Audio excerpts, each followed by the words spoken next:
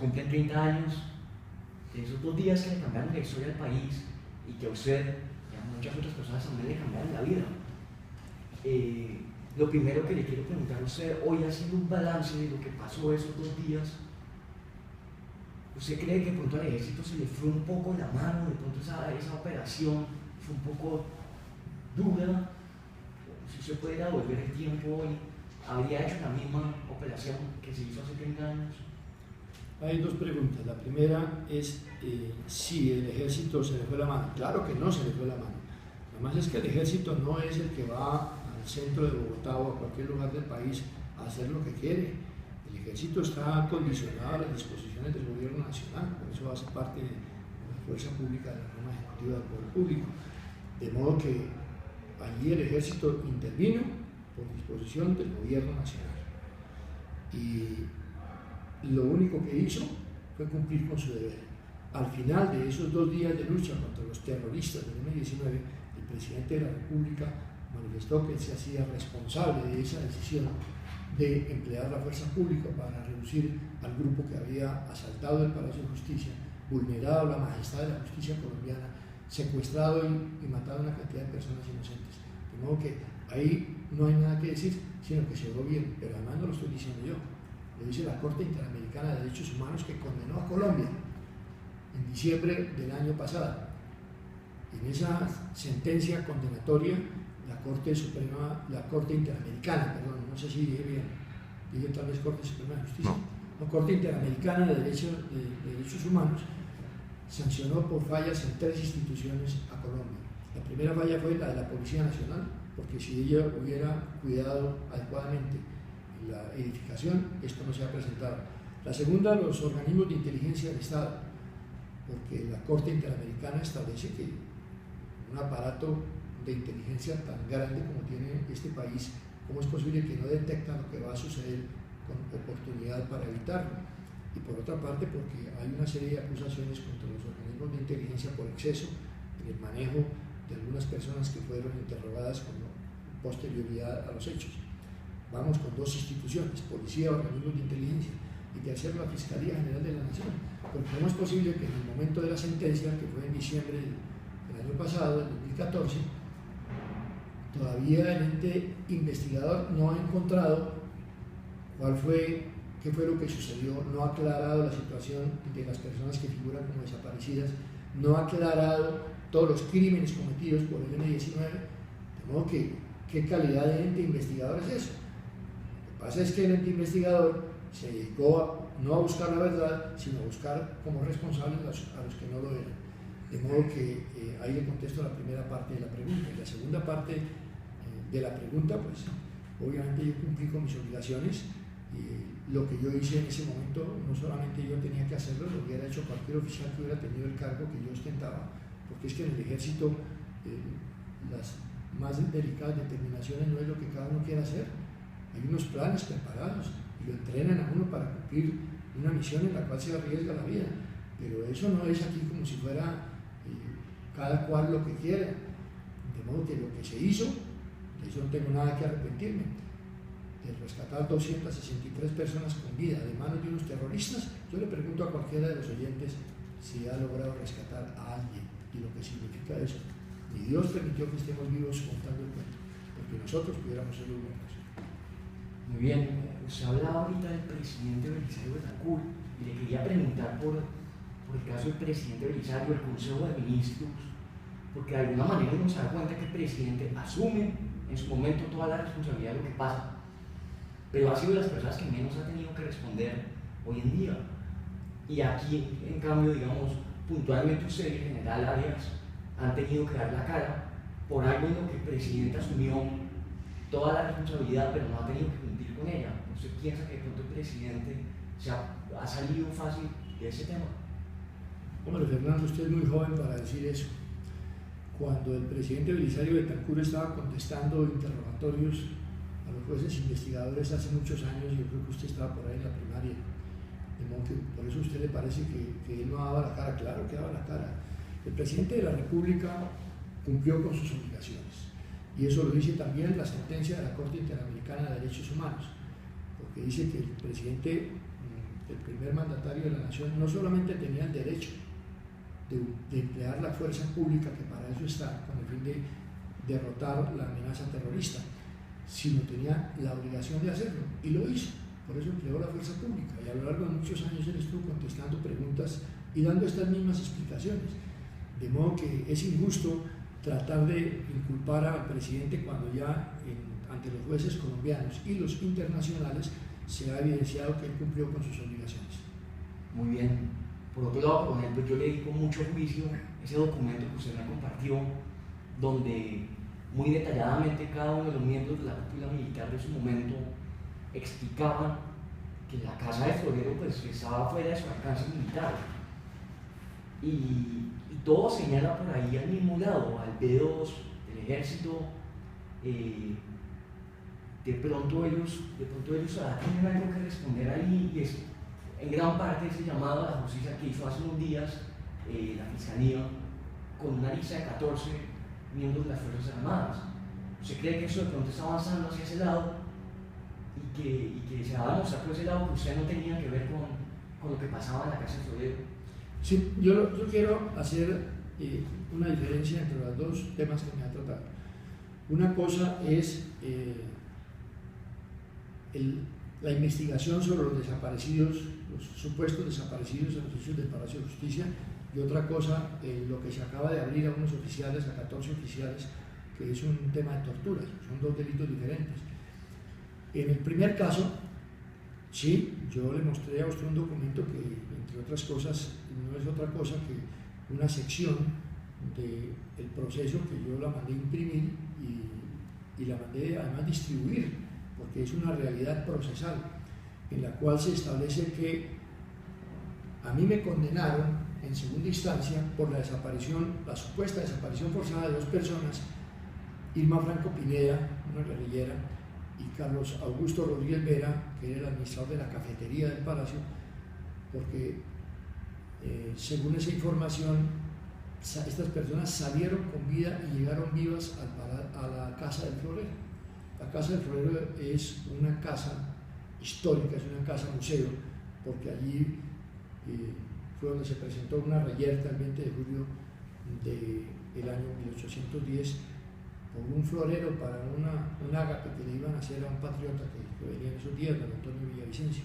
Entonces eso se llama la Casa Museo del 20 de julio o Casa Museo del Florero. En ese lugar, la Policía Nacional inicialmente estableció el día de los hechos del Palacio de Justicia su puesto de mando, y posteriormente el comando de la brigada también lo estableció.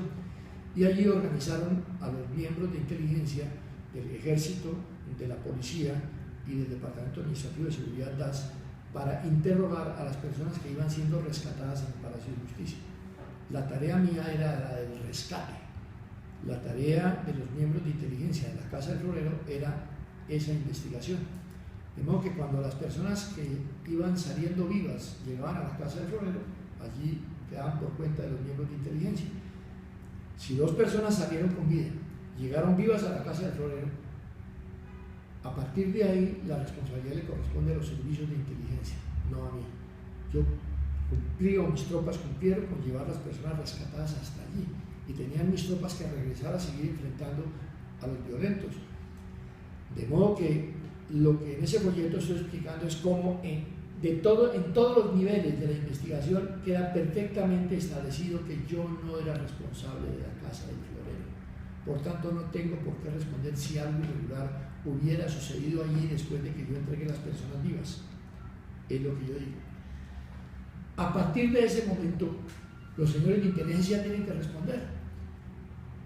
Pero ya ese es un tema que tienen que dilucidarlo los jueces de la República, que están mirando con mucho cuidado ese tema, y es diferente a aquel por el cual yo he sido investigado, acusado, condenado y ahora en casación, porque es una condena que no está ejecutoriada. Paso al segundo punto. Hay unas personas que están vivas y que ellos dicen que fueron objeto de torturas durante los días 6 y 7 de noviembre por parte de los organismos de inteligencia del Estado, del Ejército y de la Policía. Por esas torturas se abrieron unos procesos. Bueno, esperemos que los jueces de la República lleven a cabo sus investigaciones. Yo no puedo meterme en un tema que no me corresponde. Perfecto. Y sobre ese tema de las torturas, cuando ustedes salen en medio de la operación, usted no se entera lo que está ocurriendo en la casa de Florero, que de pronto allá los organismos que la controlan están torturando en medio de los interrogatorios, usted nunca se entera de eso como tal. Si yo me hubiera enterado en esa oportunidad de ese tipo de cosas, pues yo las hubiera denunciado. El ejército me conoce a mí me conocen los oficiales hace mucho tiempo y de muchas generaciones, porque soy de una familia de militares. Y saben que yo soy el tipo de personas que no traga entero. Si yo hubiera visto irregularidades, las hubiera denunciado. Uno de los rumores más grandes que se ha regado durante todos estos años es que durante esos 2 días, básicamente el ejército, o sea, el presidente de Betancourt cae en lo que llaman un vacío de poder y que básicamente el ejército toma estas decisiones por su cuenta. ¿Usted considera que hay un vacío de poder o el ejército actuó de acuerdo a un mandato que venía por parte del Consejo de Ministros, de parte del presidente de la República? Esa es una sublime falsedad. Hay un libro que lo explica todo y que yo también lo recomiendo, no es mío, es del doctor Jaime Castro. Jaime Castro era el ministro de gobierno de la época y él escribe un libro que dice ni golpe de Estado ni vacío de poder. Aquí todo el tiempo el gobierno del presidente Belisario Betancourt tuvo las riendas de lo que estaba sucediendo y en ningún momento los militares se pasaron por encima las decisiones del presidente de la República. Eso está perfectamente claro, perfectamente estudiado. De modo que si eso hubiera sucedido, más bien el doctor Castro hubiera dicho lo contrario, hubiera dicho, miren, no, la culpa es de los militares, nosotros los políticos que estamos manejando esto no tenemos la culpa de que hubiera habido irregularidades. No. Está diciendo aquí no hubo golpe de Estado ni hubo vacío de poder y además no hubo irregularidades. Lo que pasa es que se ha montado todo un andamiaje para quitarle la responsabilidad a los criminales, particularmente al M-19, y endilgársela al Estado colombiano. Yo de eso precisamente le quiero hablar ahora con él porque desde que usted está aquí, hace 7 años... 8 años y 3 meses y 1 semana. Todo ese tiempo han cambiado muchas cosas en el país. Ahorita se está hablando de la paz, de la reconciliación, de muchas cosas que podrían hacer que nuevamente una guerrilla, como en su momento ocurrió con el M-19, pues les ha indultado una serie de delitos. Y le quería preguntar, hoy usted desde su posición, a partir de la experiencia ocurrida con el M-19, ¿qué considera que no debe repetirse en ese proceso de paz que tal vez haya ocurrido con el M-19? No debe repetirse el proceso de paz, porque es que aquí a lo largo de la historia reciente de Colombia se han hecho muchos procesos de paz. ¿Para qué han servido los procesos de paz? Para perdonarles sus pavorosos y horrendos crímenes a los terroristas de los diferentes grupos y reinsertarlos después como políticos. Y lo que hemos conseguido es que cada vez hay más grupos terroristas, más grandes, mejor armados y con mayor apoyo político. Este es un pecado que han cometido los políticos. Aquí no hay tal cuento de que el ejército no puede derrotar a los grupos armados. El ejército ha derrotado a los grupos armados en repetidas ocasiones y a través del cuento de los procesos de paz, los asesinos quedan reivindicados y lo que está sucediendo últimamente es más grave todavía, pues particularmente en el caso del M-19 y ahora va a ser lo mismo con las FARC, terminan premiados los asesinos y los defensores del Estado de Derecho castigados, calumniados. Yo he conocido algunos testimonios, coronel, que cuando usted entra con los vehículos blindados a la Plaza de Bolívar, a usted lo reciben con aplausos. No, eso no fue al entrar, eso fue al salir. ¿Ah, sí? Eso fue cuando terminó todo. Cuando terminaron los hechos del Palacio de Justicia, ¿le puedo hacer una pregunta indiscreta? Sí, claro. Mi querido periodista Fernando, ¿usted qué edad tiene? Tengo 23 años. Bueno, cuando usted nació, hacía 7 años que habían sucedido estos hechos. De modo que cualquier duda que usted tenga, tiene todo el derecho a tenerla porque usted no existía. Terminaron los hechos el día 7 a las 4 de la tarde. Entre 4 y 6 de la tarde hubo unos procedimientos administrativos propios de la institución con la revisión del edificio, la visita de los mandos militares que llegaron, los parlamentarios, los altos del corte llegaron a mirar qué era lo que ha pasado, los medios de comunicación, y a eso de las 6:30, entre 6:30 y 7 nos desplazamos con la Escuela de Caballería desde la Plaza de Bolívar hasta el Cantón Norte, hasta los cuarteles de la escuela en el Cantón Norte. Y lo que sucedió en ese recorrido fue una apoteosis. Yo había participado en muchos desfiles del 20 de julio y había visto a los colombianos aplaudiendo y lanzándole vítores a su ejército, porque es su gente. Pero nunca de una forma tan emocionante como la que aquella oportunidad se presentó.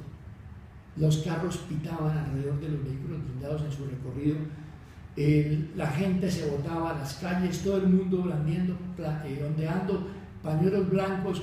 No se me olvida a mí que pasé en algún momento frente a un ventanal de una casa en donde una señora vestida de negro hacía la B de la Victoria con su cuerpo, le había colocado la lámpara para que la reflejara, y era sencillamente emocionante.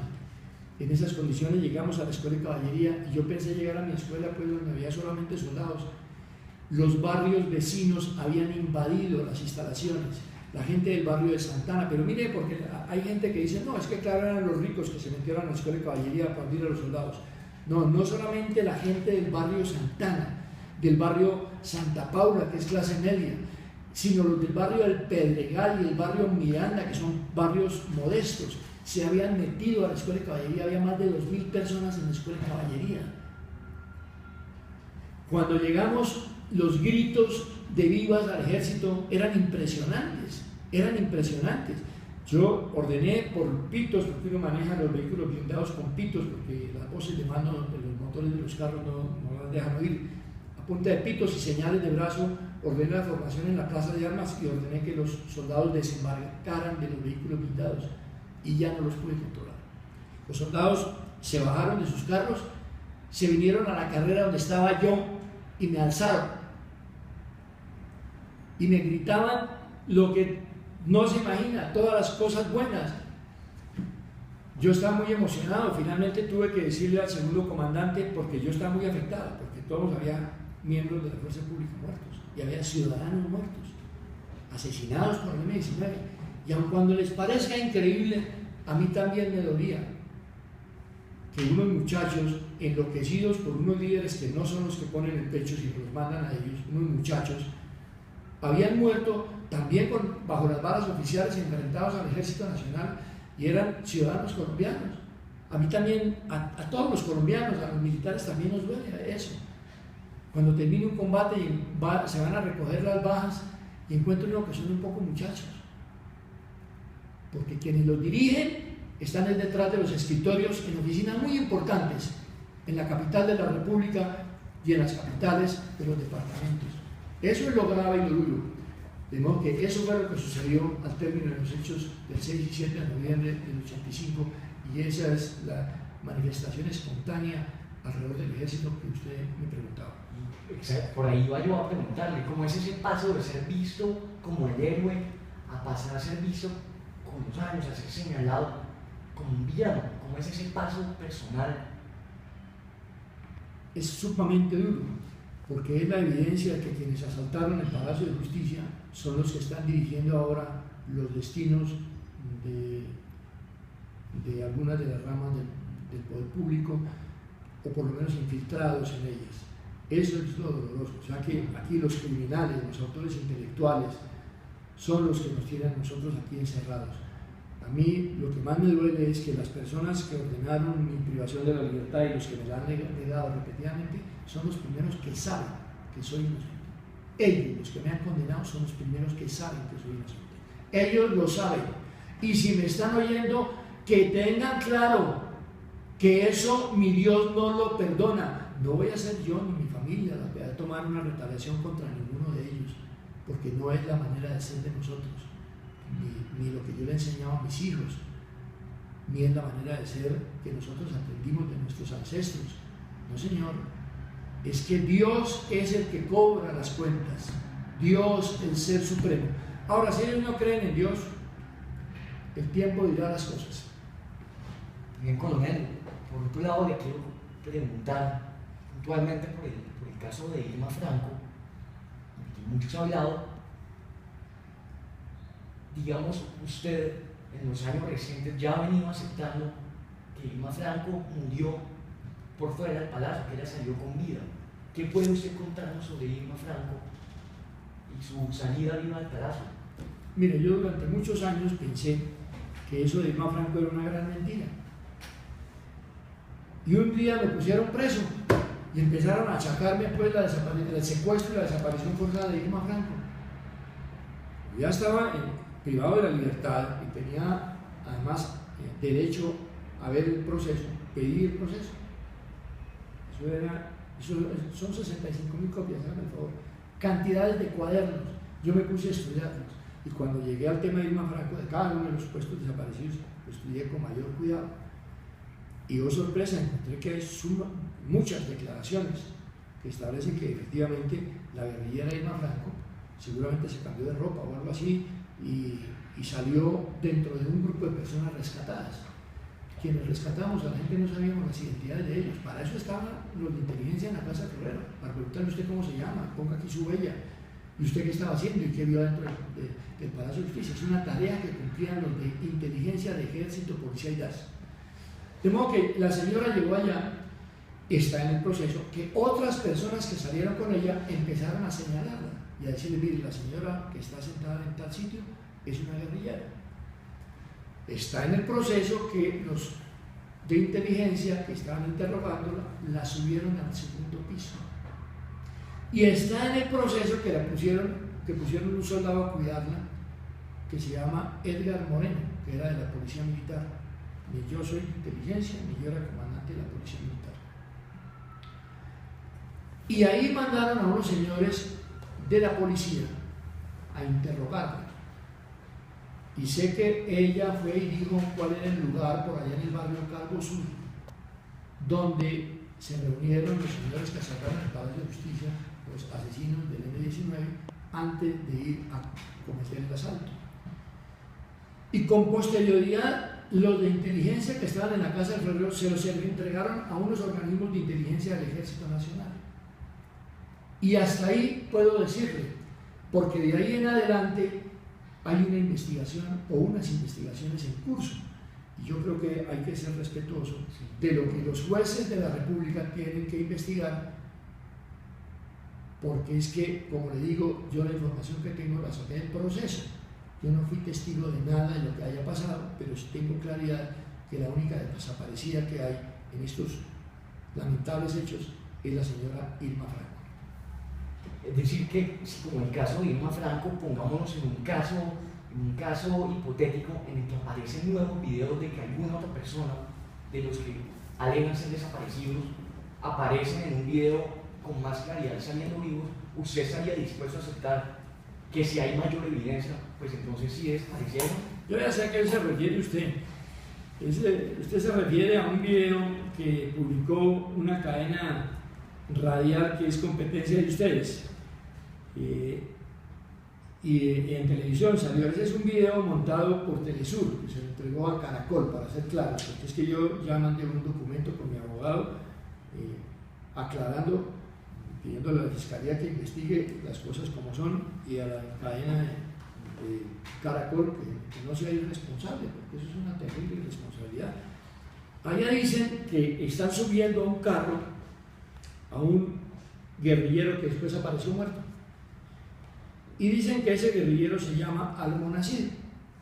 Entonces, yo voy a hablarle del guerrillero Almonacid. Para eso tengo aquí un documento de archivo, por favor, un segundo.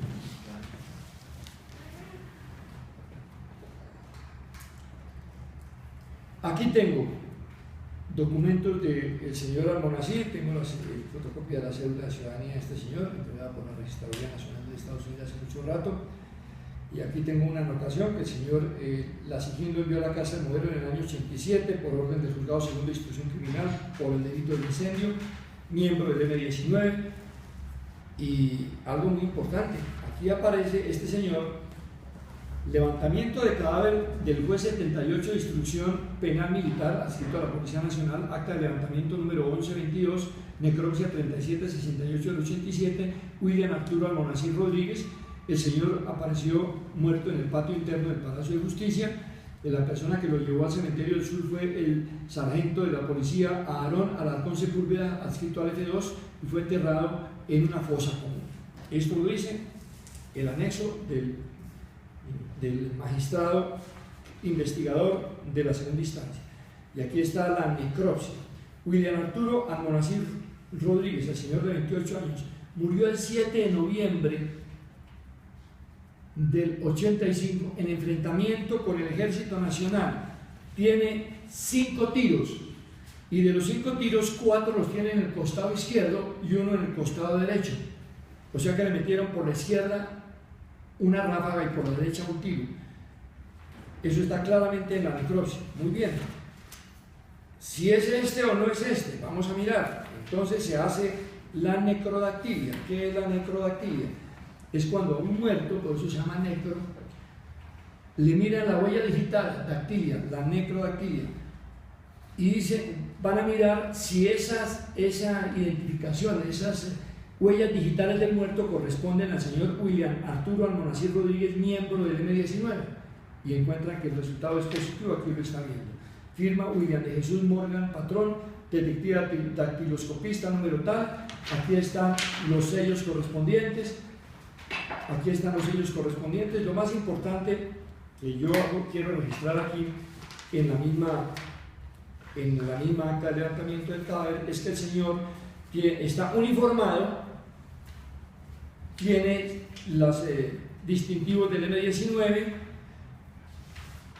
está armado y es en un enfrentamiento directo con las tropas que el hombre cae muerto y le pegan varios tiros y muere el día 7. De modo que si el día 8 lo están subiendo o el día 7 por la noche lo están subiendo a un carro a un señor que llaman a uno así, ese es un fantasma, ese no es este que está muerto. Están haciendo un montaje y lo hacen mal hecho. Es para echarle la culpa al ejército. Yo ya había dicho en algún momento, porque todavía no había encontrado estos documentos, el día de ayer alguien me preguntó lo mismo de alguna emisora y le dije, yo lo único que sé es que si subiera una persona a un carro, de acuerdo a montaje de Telesur, el que está subiendo al carro es un carro de la Policía Militar y yo no al comandante de la Policía Militar, pero no quiero echar culpa ahorita a los policías militares porque primero tengo que mirar un poco más las cosas y ahora las acabo de encontrar. Es una gran mentira, es una gran mentira. El señor murió en enfrentamiento con el ejército, se hizo el levantamiento del cadáver el día 7, fue enterrado en una fosa común en el cementerio del sur, lo sacaron con posterioridad a la Universidad Nacional en el año de 1998, de modo que todo lo demás que se diga no tiene soporte. Lo que yo estoy diciendo, le acabo de mostrar los soportes oficiales, porque yo sí quiero preguntarle, un segundito.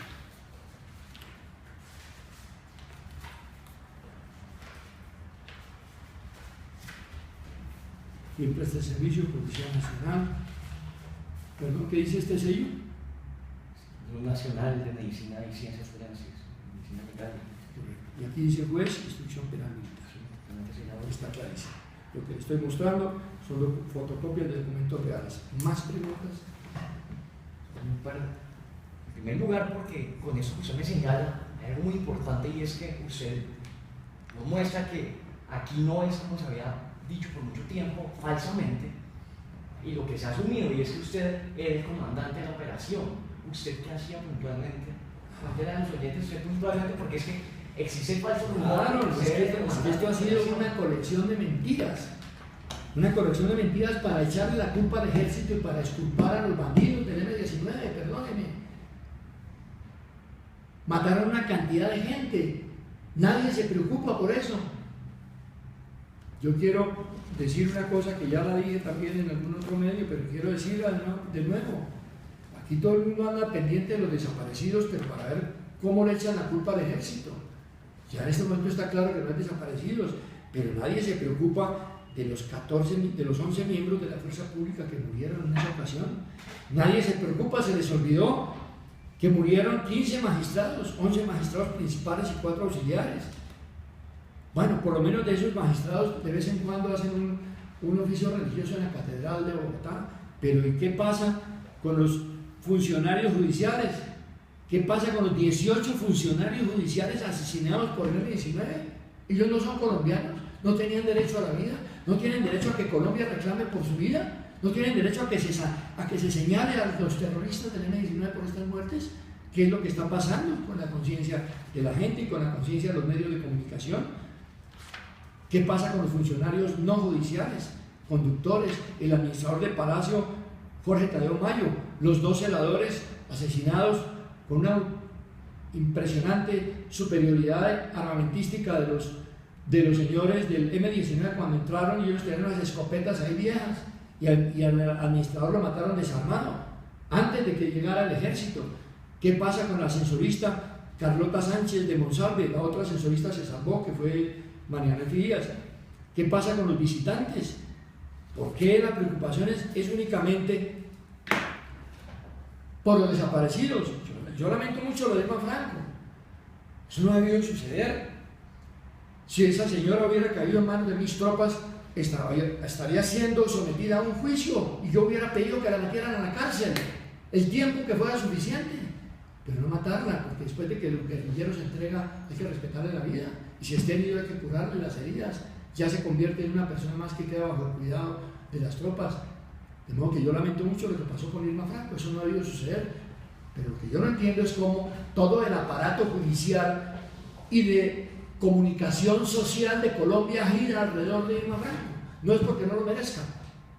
Lo que pasa es que no entiendo por qué se cifra todo en esto y se nos olvida lo que le acabo de decir. Los miembros de la fuerza pública, los magistrados, los funcionarios judiciales, 18 secretarias, casi todas eran mujeres, creo que había un hombre, todos ellos abogados, pero las secretarias y los magistrados son abogados.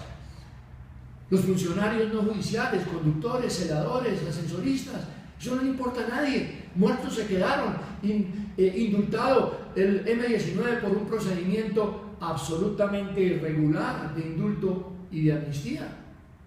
¿Y por qué digo que absolutamente irregular?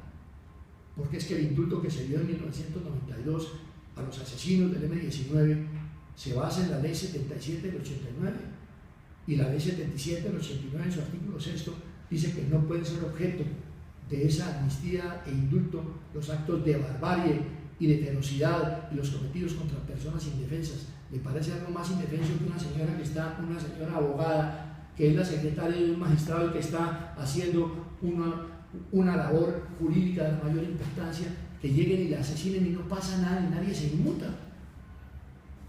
Yo llamo a la conciencia de los colombianos, esto no puede seguir así. Y ahora vamos a pretender perdonar a unos señores de la FARC que son peores que los del M-19 y que están engañando al gobierno. Las dos partes de la mesa de negociaciones en La Habana son, de un lado, los que engañan y del otro lado, los que están siendo engañados. Otra pregunta. Bien, coronel, como parte de todo ese proceso de investigación que estamos haciendo en RCN Radio, hemos visto casos de muchas personas, familiares de víctimas, de distintos tipos de víctimas, digamos, familiares de magistrados, muertos dentro del palacio, familiares de funcionarios del palacio, familiares de los empleados de la cafetería, y ellos han pensado que ahora, 30 años después, con la madurez, con la experiencia que esos 30 años pueden darles, ellos de pronto quisieran poderse sentar fuera de lógicas de víctimas o de victimarios, sino dentro de lógicas más cristianas, de perdón, de entenderse, de la democracia. Quisieran sentarse en algún momento con usted, con el general Arias Cabrales. Usted se le vendría a sentarse con familiares que han sufrido todos, así como usted también ha sufrido, después de esta toma hace 30 años. Es muy curiosa su pregunta. Cuando yo me encuentro con las personas, con los civiles que fueron rescatados, 263 personas, a lo largo de, no de estos 8 años, porque lamentablemente aquí estaba encerrado, sino con anterioridad, la gente me abraza llorando. ¿Cómo así que usted me pregunta que si yo estoy dispuesto a sentarme? Si la gente quiere abrazarme, quiere saludarme, me mandan, usted no se imagina los mensajes tan emocionantes y patrióticos que me llegan de las personas rescatadas en el Palacio de Justicia. Cosa diferente es estas personas a las cuales el M-19 asesinó y después sus abogados van y le dicen a las víctimas que el ejército fue el que los asesinó. A esas personas yo desde el comienzo les he dicho, no me odien, a los familiares de los desaparecidos, no me odien, porque yo no maté a sus deudos. Si mis tropas hubieran llegado a donde estaban ellos antes que el M-19, ustedes estarían disfrutando de su compañía, vivos. Lo que pasa es que llegaron primero los asesinos del M-19 y por eso están muertos. Y ahora todos los aparatos de los colectivos están orientados a quitarle la responsabilidad del M-19 y dársela al Estado colombiano. Porque si la responsabilidad recae en el M-19 como debe ser, el M-19 no indemniza a nadie. En cambio, si recae en el Estado, habrá una indemnización y mucha plata. Eso es el negocio del dolor. Aquí está un libro que yo presenté en abril del año 2011. Se llama Desaparecidos, el negocio del dolor. Y ahí cuento los detalles. Yo lo que quiero es que más bien todas estas personas recapaciten y se den cuenta del grave error en que han incurrido creyéndole a los bandidos en vez de creerle a la gente de bien como soy yo. Y dentro de esa medida, ese mensaje que usted manda, ¿usted sería capaz de sentarse en una mesa con alguno de los familiares, digamos, de uno de los llamados desaparecidos? ¿Por qué usted me pregunta que si yo sería capaz? No entiendo esa pregunta. Sí. ¿Qué quiere decir que yo sería capaz? Si estaría dispuesto a aceptarlo, digamos. Sí, pero no entiendo la pregunta de que yo sería capaz, porque cuando usted me pregunta que si yo sería capaz, usted está pensando que yo soy el victimario y usted en ese caso está equivocado. No, por eso mismo le digo que saliendo de esas lógicas, precisamente en una lógica más democrática. No, es que la pregunta está mal hecha. Más bien yo quisiera ver en qué momento los familiares de los desaparecidos son capaces de reconocer que sus deudos fueron asesinados por el M-19 y venir a decir, coronel, qué pena con usted, estábamos equivocados. Así es que debe ser. Y yo me sentiré muy contento de que eso suceda. Coronel, cada día es más posible que usted salga libre pronto. ¿Qué planea hacer usted después de salir? ¿Qué quiere hacer usted? Yo ya lo he dicho en repetidas ocasiones, yo quiero irme a donde está mi familia. Cuando fui director nacional de estupefacientes, tuve que sacar a mis hijos al exilio porque había amenaza de secuestro de ellos, que para que yo no siguiera enfrentándome a estos narcotraficantes. Y por esa circunstancia, gracias al presidente Álvaro Uribe Vélez, mis hijos salieron al exterior y desde que yo estoy privado de la libertad no puedo viajar al exterior. Tengo 4 nietos, no he podido disfrutar de ellos. El último nieto no lo conozco, a los otros los he visto por escasos 8 días, de pronto que han venido una vez o 2 veces. El penúltimo lo he visto 3 días. Esto es una canallada. Una persona que contribuye con sus tropas a rescatar de manos de los asesinos 263 personas. Le hacen esto, me encierran en una prisión. Es un cuartel, es cierto. Me han respetado mi condición de fuero militar en materia carcelaria. Pero además porque la Corte Constitucional en un buen momento dijo al coronel Plazas, no lo pueden sacar de la escuela de infantería porque en Colombia no existe la pena de muerte y donde al coronel Plazas lo manden a una cárcel lo matan, porque allá están guardados las personas que él a lo largo de su vida profesional hizo meter a la cárcel con las pruebas correspondientes. Yo lo que quiero es ir a encontrarme con mis hijos, con mis nueras, con mis nietos. Eso es lo que quiero hacer. Tengo derecho a eso. Me ha sido conculcada mi libertad por 8 años, 3 meses y 1 semana. A los más grandes asesinos de Colombia, como este que llaman el alemán, como el señor que llaman Popeye, los más grandes criminales, con centenares y miles. El alemán dice que al alemán lo acusan de 1500 asesinatos. Y antes de completar los 8 años le dieron la libertad. Pero al coronel Plaza no se le puede dar la libertad, a pesar de que sabemos que es inocente. ¿Por qué? ¿Por qué? Si la sociedad lo está reclamando. La sociedad lo está reclamando. El Ministerio Público, que es el representante de la sociedad en el proceso, ha pedido mi libertad en 11 ocasiones. La primera de ellas el 17 de septiembre del año 2009. En el año 2011 salió en página entera la firma de 100 notables de este país diciendo por qué el coronel Plazas aún no está libre. Pues estamos 4 años después, en el 2015, y el coronel Plazas aún no está libre. Aquí hay algo muy grave. ¿Por qué temen que el coronel Plazas salga libre si todo el país sabe quién soy yo? Si la gente quiere verme libre, si hay mucha gente que me quiere, que me ama, que desea que yo esté no solamente libre, sino que pueda ejercer profesionalmente cualquier cargo al cual pueda tener acceso, porque he sido una persona que se ha preparado toda la vida. ¿Por qué no me dan la libertad? Los magistrados registraron una ponencia en la Corte Suprema de Justicia, el magistrado ponente, el 19 de noviembre del año 2014. En casación, para que una ponencia se vuelva sentencia absolutoria, no tarda más de un mes. Yo llevo un año. Hay algo que está por encima de la Corte Suprema de Justicia que lo impide. Yo creo en los magistrados de la Corte Suprema de Justicia, pero pienso que hay algo por encima que no logro entender, que impide mi salida. ¿Usted cree que puede hacer eso algo que está encima? ¿Quién está interesado en que se nos haga libre? Esa es la pregunta que yo le hago a usted. No, coronel, usted ha sido muy amable por atendernos. Si hay algo más que quiera añadir, si hay algo que crea que se nos haya quedado por fuera.